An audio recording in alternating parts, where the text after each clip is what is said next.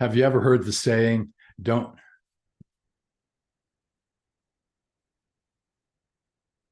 have you ever heard the saying, sell like you don't need the business?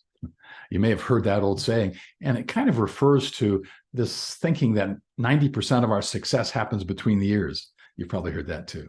That's easy to say, right? But what does that really mean when you put it into practice in a discussion or a conversation with a buyer? As a more practical way of thinking about this principle means we have to take on, occupy a set of beliefs about ourselves, our work. We design beliefs that support us, and we choose those beliefs over others that don't.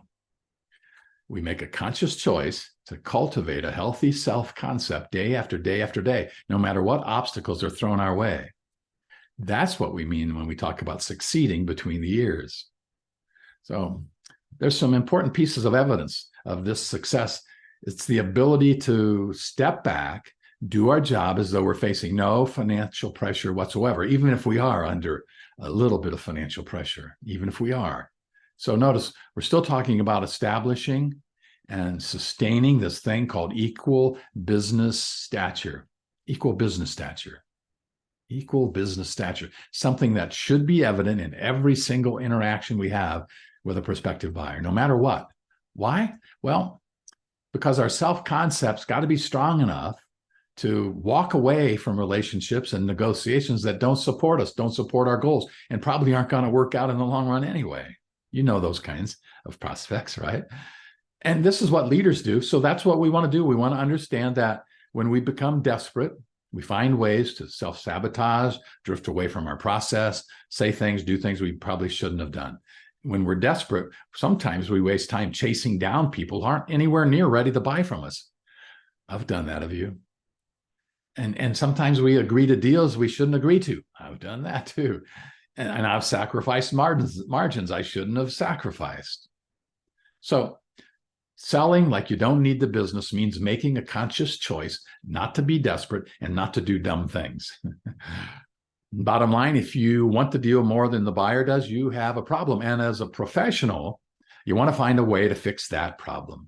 So it's your life, it's your profession, it's your career. You don't need to do anything that isn't in your mutual interests and in your best interest too, and the best interests of your work and your team if you have. You don't have to make all the sacrifices, and you certainly don't have to cave when someone demands a concession.